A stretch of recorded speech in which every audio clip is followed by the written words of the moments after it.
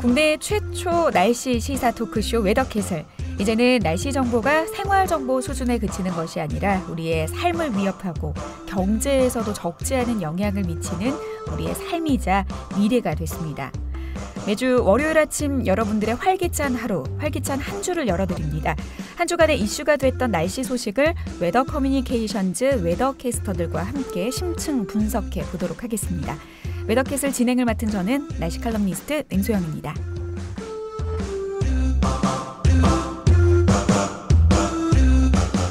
네, 오늘 웨더캐스터 첫 방송 진행을 위해 나오신 웨더캐스터들 소개해 드립니다. 고하연, 이소영, 윤수미 웨더캐스터 분들 함께 하셨습니다. 안녕하세요. 안녕하세요. 네. 네, 안녕하세요. 웨더캐스터 고하연입니다. 네. 안녕하세요. 웨더캐스터 이소영입니다. 안녕하세요. 웨더캐스터 윤수미입니다. 자, 오늘 웨더캐슬 첫 번째 시간이에요. 그만큼 네. 첫 번째 주제.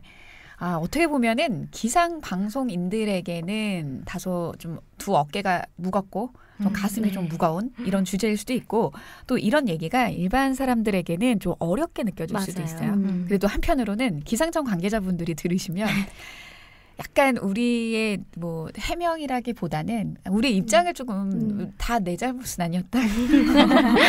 너무 우리만 탓하지 말아라라고 하는 네. 좀 그 나름대로의 좀 기상청 분들에게는 좀 속 시원한 주제가 아닐까라는 생각을 합니다. 우리 윤수미 캐스터 오늘 주제 뭔가요? 네, 기상청의 오보 논란 이슈는 끊임없이 일어났습니다. 오늘은 좀 다른 시각으로 기상청이 정말 오보를 낸 경우와 다르게 전달하는 과정에서 오보를 발생시키지는 않는지 기상정보의 전달과 책임과 방송사고의 기준에 대해 조금 생각해보는 시간을 주제로 정했습니다. 한마디로 그거네요. 배달의 사고는 누군지. 네, 그렇죠. 음식 시켰을 때 배달 사고 일어난 적 있어요? 있죠. 있죠. 다른 거 왔어요?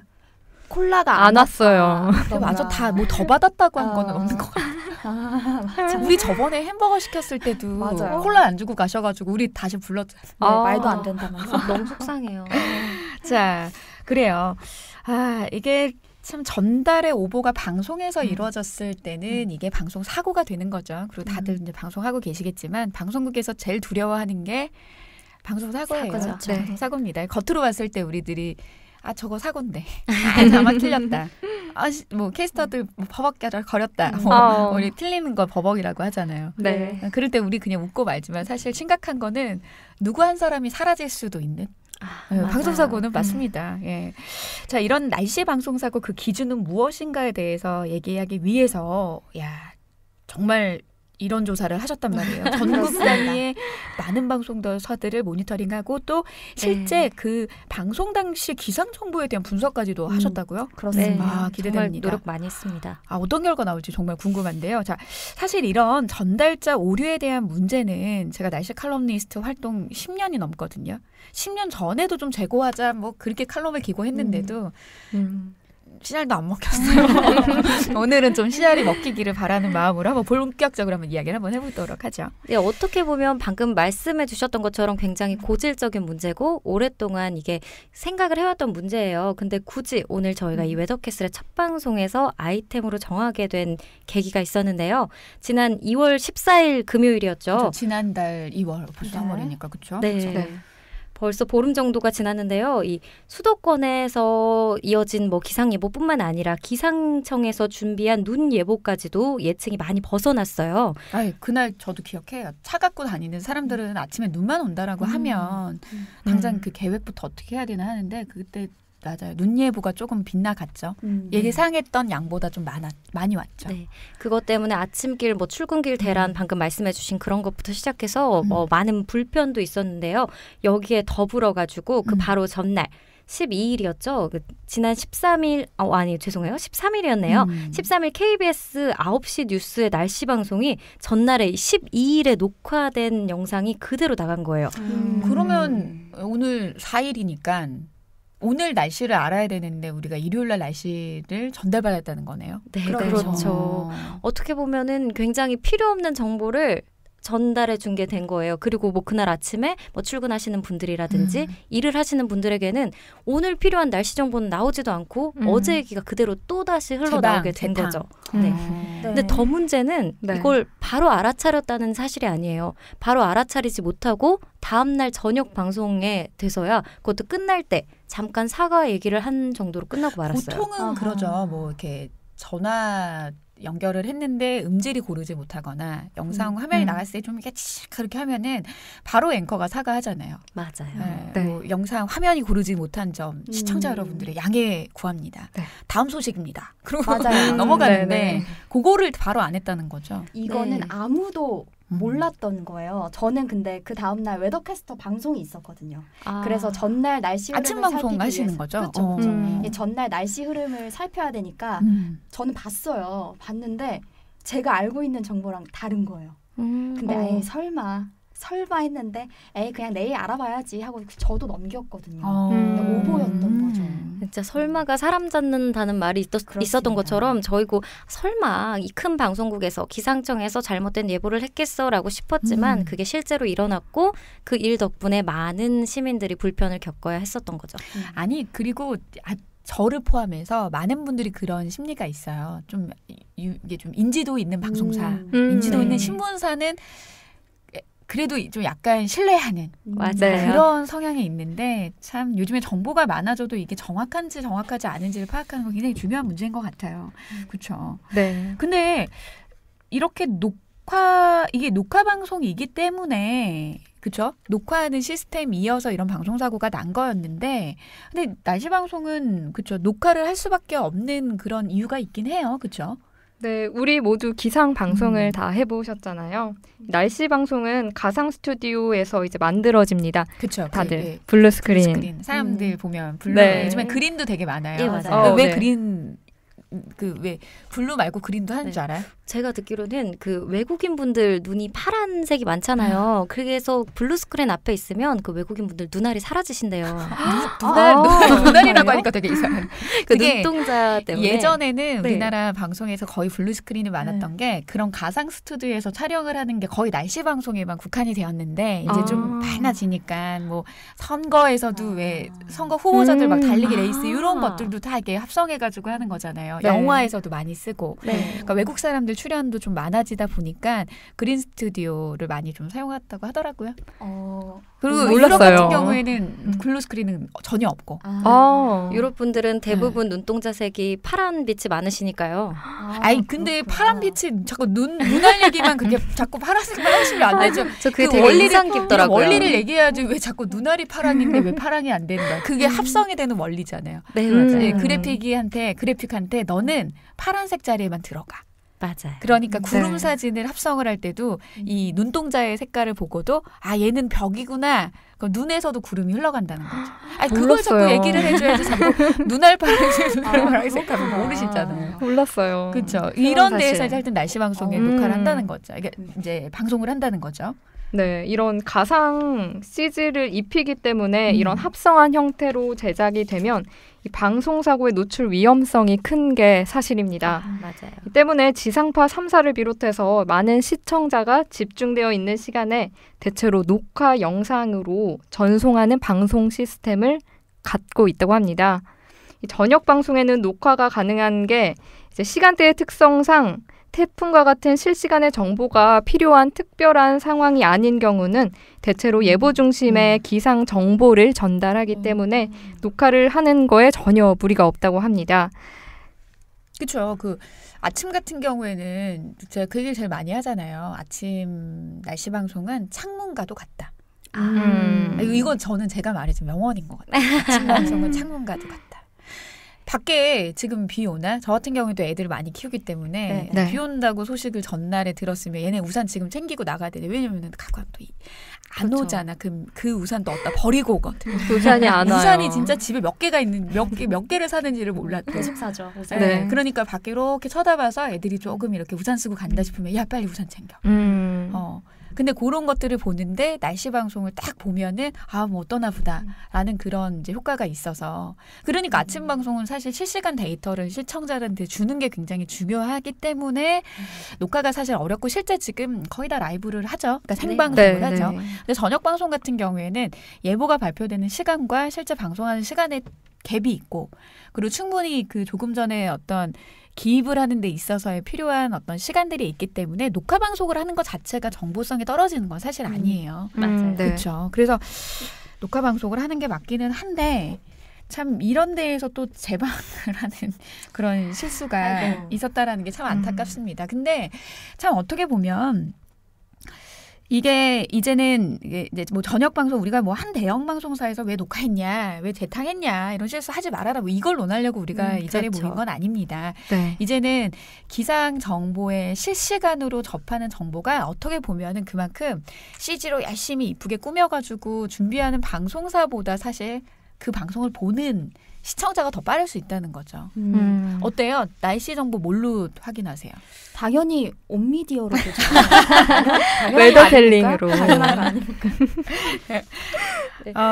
저만 해도 그 휴대폰에 기본적으로 이렇게 깔려 있잖아요. 맞아요. 깔려서 그걸 보게 되더라고요. 저도요. 매일 나가면서. 어때요? 지금 핸드폰 화면 보면 다 위젯 다 날씨로 깔아놓지 않으셨나요? 예, 맞아요. 그렇지 않아요? 이렇게 바로바로 실시간으로 보면서 지금은 몇 도고 눈이 올 거고 뭐 몇 시간 뒤에는 비가 올 건지 아니면 뭐 기온이 떨어지는지 이걸 판단해서 뭐 겉옷을 챙기기도 하고 우산을 챙기기도 하고 그렇게 되더라고요.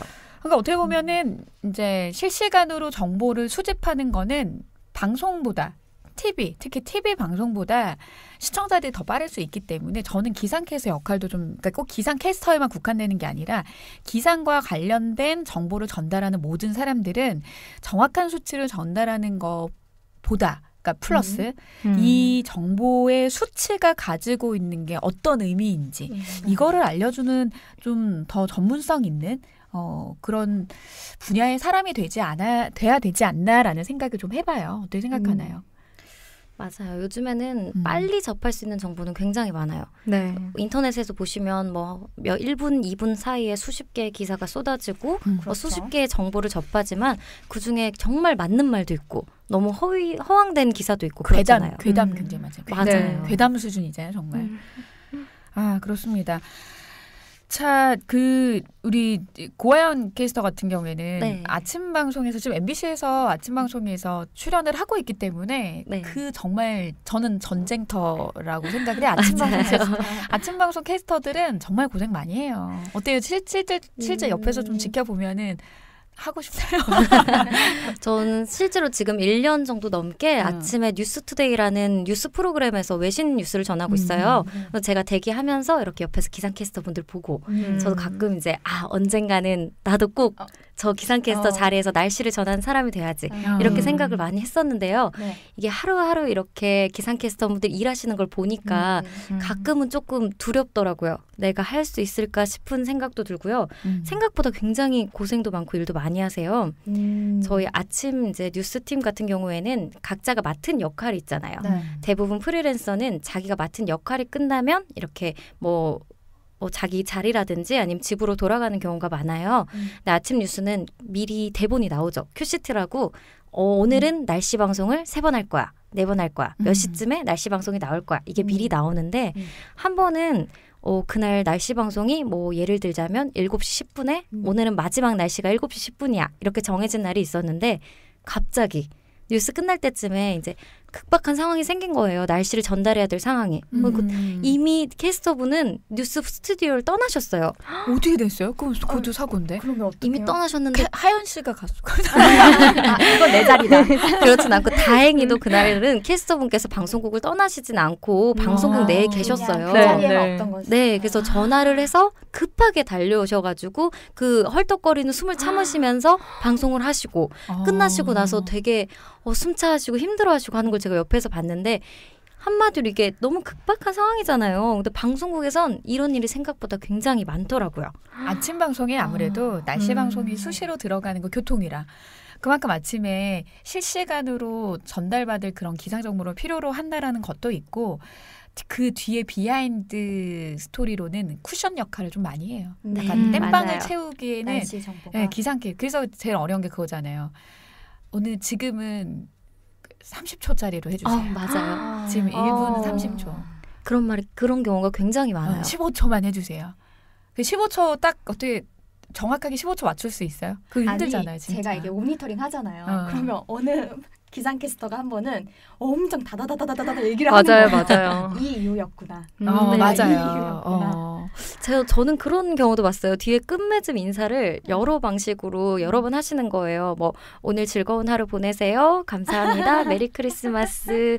지금까지 날씨였습니다. 이런 식으로. 거기서 한 4초, 5초 살렸네. 네. 갑자기 시간이 조금 부족했던 거죠. 그러니까 어떻게 보면은 기상캐스터들이 우리 기상캐스터 얘기하자는 건 아니었지만 기상캐스터들이 굉장히 방송을 또 살려주기도 하네요. 네. 그러니까 그만큼 정말 솔솔솔솔 나올 수 있을 정도로 기상에 대해서 본인 머릿속에 있는 것들 충분히 얘기를 하는 그런 게 진짜 굉장히 필요할 것 같은데 근데 지금 어떻게 보면은 전에 말한 것처럼 뭐 기상캐스터의 약간 비하인드 스토리를 좀 우리가 그냥 우스갯소리로 얘기를 했지만 앞으로는 기상캐스터들이 이 수치만을 가지고선 전달하는 거에 그치지 않고 사실 저는 그 수치가 가지고 있는 의미 표현을 정확하게 해주는 게 저는 더 중요하다고 생각을 해요. 맞지 않아요? 특히 저 아직도 기억나는 게 2014년에 2월 달 겨울인데도 불구하고 황사가 어마어마하게 심각하게 왔었던 적이 있어요. 14년이요? 2014년. 윤수미 캐스터도 기억나요? 그때 아마 전북 쪽에 있었으면은 마찬가지로 높으셨을 텐데. 높았을 그때 텐데. 정말 높았던 걸로 기억이 나는데 이 미세먼지 수치랑 황사가 이제 1000 마이크로그램까지 올랐다고 합니다. 1000? 네. 그 당시에 얼마나 높은지 1000 얼마나 혹시 높은지 아세요? 아세요? 저는 알죠. 얼마나 높으려나? 1000. 1000이면 왠지 가시거리도 되게 짧아질 것 같고 1보다는 크니까 100보다는 약간 높나 보다 하겠죠. 네. 숨이 막히는 느낌? 왠지 저는 눈앞이 약간 뿌얘질 것 같아요. 네, 보통 미세먼지 수치가 50 마이크로그램 정도면 보통 나쁨 수준이라고 합니다. 그 당시에는 이제 미세먼지 농도에 대해서 지금까지 예민하지 않았어요. 네, 맞아요. 그러니까 지금은 미세먼지 농도 수치를 그 당시보다 되게 엄격하게 그러니까 그 당시에는 좀 보통이었던 게 지금 나쁨 수준인 그런 수치 범위도 있는데 그 당시에 기억하기로는 한 50 정도에서 한 80까지도 보통이었어요. 그러니까 보통인 날이다라고 해서 지금과 같은 초미세먼지 기준 말고 보통 미세먼지 기준으로 그 농도 그러니까 미세먼지의 그 입자 사이즈가 PM10. PM10이면은 초미세먼지는 2.5라고 했죠. 4분의 1 좀 작은 거. 근데 그게 황사 사이즈거든요. 그러니까 그 당시에 황사를 관측하는 PM10 정도의 미세먼지 농도가 1000이 넘었었어요. 근데 이게 평상시에 50에서 80이라고 하면은 몇 배 정도예요? 50이라고 따지면 한 20배. 그러니까 이런 것들을 기상캐스터가 잘 전달해야 되는 거죠. 기상청에서는 정말 수치를 딱 주면 기상캐스터는 그거를 그대로 전달하는 거에는 시청자보다 더 뒤처질 수도 있으니 그 숫자 자체가 갖는 의미에 대해서 정확하게 전달하는 게 저는 굉장히 중요하다고 생각을 하는데 그래요. 어떻게 보면은 지금 우리 뭐 방송 3사에 대해서 그냥 뭐 이제 얘기를 했는데 이게 지금 우리 배경이 되는 이야기는 방송 3사인데 지역사 아까 초반에 말씀해 주실 때 준비해 주셨다고 하는데 우리 매일 이제 그 MBC, KBS, SBS와 같은 그런 이제 중앙사 같은 경우에는 팀 자체로 그 조직이 되어 있잖아요. MBC 같은 경우는 맞아요. 그럴 거고 그러면 아무래도 많은 사람들이 좀 부족한 부분들을 좀 모니터링 해주고 할 텐데 지역은 이거보다 덜하면 덜했지 더 좋진 않을 거 아니에요. 어때요? 네, 저희가 지역의 지상파들을 살펴봤는데요. 날씨를 전달하는 데 있어서 오보에 비슷한 경향성을 보였어요. 첫 번째는 소수점 자리를 정확하게 표현하지 않는 거예요. 예를 들면 8.3도다. 근데 8도입니다. 이렇게 맞아요. 얘기를 하는 그런 경우가 경우 참 많아요. 10곳 중에 4곳. 근데 참고로 저 소수점 첫째 자리하고 정값하고의 차이는 뭐냐면 정값은 예상되는 기온값은 소수점으로 표현하지 않아요. 기상청에서 예보를 줄 때도. 근데 관측값은 무조건 소수점 첫째 자리. 그러니까 예를 들면 8도라고 하면 8.0도. 맞아요. 그 정확한 수치가 나오는데 그걸 안 해줬다는 거죠. 그렇죠. 그리고 또 두 번째는 현재 기온이 아닌데 현재 기온이라고 캐스터가 말하는 경우가 있었어요. 예를 들면 시청자들이 방송을 보는 시간은 9시 50분이에요. 네. 거의 10시네요. 네, 그렇죠. 캐스터는 7시 기준의 기온을 현재 기온이라고 말하는 거예요. 상당한 오보가 있는 거죠. 네, 3시간이면 저희가 당장 확인만 해도 맞아요. 굉장히 차이가 많아요. 네, 1시간만 해도 차이가 많이 나는데. 그러네요. 체감적으로도 이게 굉장히 클 텐데. 네. 또 어떻습니까? 또 눈이 내린다, 또 비가 온다 이러면 또 말이 달라지는데 기상청에서 실시간 적설을 기록하고 정보를 내보내잖아요. 네. 근데 캐스터가 이 적설을 제대로 반영하지 못한 경우가 대다수였어요. 그거는 진짜 심각하네요. 지금 제가 왜 핸드폰을 보고 있냐면 네. 지금 저희 3월 1일 날 녹화하고 있잖아요. 네. 3월 1일 기준으로 봤을 때 네. 아까 7시하고 10시의 차이가 한 어느 정도 현재 기온값이 나는지 많이 나는데요. 이게 거의 9시 50분이 기상청에서는 정시에 항상 그 유인 관측소 기준값으로 정하는 관측소에서 정시에 업데이트를 네. 하는데 한 10시 기준으로 봤을 때가 현재 기온이 한 6.7도였어요. 네. 그런데 7시 오늘 많이 차이 났네. 오늘은 좀 많이 차이가 나는 경우는 1.4도였어요. 이거는 그러니까 1.4도하고의 6도. 특히 요즘 같은 경우에는 일교차가 큰 날씨이기 맞아요. 때문에 기온 1, 2도의 차이도 굉장히 큰데 이건 좀 굉장히 심각한 문제이네요.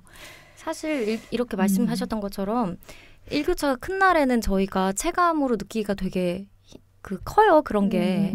그리고 뭐 사실 저희 솔직히 말씀드리자면 0.1도 차이 가지고 저희가 8.1도면은 따뜻하고 8.0도면 춥고 이렇게 막 느끼는 것까지는 아니에요. 네. 뭐 비가 5mm가 내려면은 뭐 적당한데 뭐 6mm가 내리고 10mm가 내리면 뭐 발목이 잠길 것 같고 이 정도 느낌은 아닌 건 맞아요. 하지만 뭐 저희가 뭐 지진이 났다거나 뭐 무슨 일이 생겼다거나 어떨 때는 굉장히 정확한 정보를 요구하잖아요, 방송에서. 네. 근데 또 어떨 때는 이럴 때는 뭐 날씨에서는 좀 뭐 오차 있어도 괜찮겠지 이런 태도를 보인다는 거는 방송에서의 일관성이 상당히 부족하다고 생각해요. 그러니까 시청자들도 이 방송을 접할 때는 어떨 땐 관대하고 어떨 땐 언론도 마찬가지. 어떤 이런 상황들은 기자들이 늘 보도 안 하잖아요. 맞아요. 그래놓고선 뭐 강수량이 얼만큼 차이가 났다 안 났다. 기온 같은 경우에도 특히 주말 같은 경우에 알아요. 날씨가 사실 제일 만만한 거. 날씨는 그래요. 없어도 그만 있어도 그만. 정말 왜 그런 거예요? 그래서 주말에 특별한 이슈거리가 없으면 사실 무조건 날씨로 때우는 경우들이 굉장히 많아요. 이게 기상캐스터 방송이 아니라 뭐 날씨 리포트라든지. 그러니까 특히 주말 같은 경우에는 오보 자체 많이 이슈가 될 수도 있고 강수량 차이가 막 10mm, 20mm 막 정도 막 차이가 나서 심각했던 예보의 정확성을 탓하는 게 아닌데도 온다라고 안 온다라고 했는데 한 5mm 왔더라. 우리는 생활에 지장 없었는데 그거 갖다가 또 다루게 되는 경우도 있으니까 저는 좀 이런 거 일관성이 좀 있었으면 좋겠어요. 맞아요. 정확성의 관점에서 우리가 그렇게 정직해가지고 막 0.1도 갖다가 우리 뭐라고 하자는 거 아니잖아요. 늘 똑같이 정확하게 나가지 못한 거에 대해선 실시간으로 모니터링하자. 이런 거에 대해서 좀 이야기를 하자는 겁니다. 그렇죠? 맞아요. 또 지역 얘기 또 더 할 게 있을까요? 보통 이런 경향을 많이 보였어요. 10곳 중에 한 4-5곳은 이렇더라고요. 네, 그리고 제가 가끔 보면은 아까 말씀드렸잖아요. CG라고 뒤에 나오는 배경화면. 그 배경화면과 캐스터의 말이 다른 경우가 종종 있어요.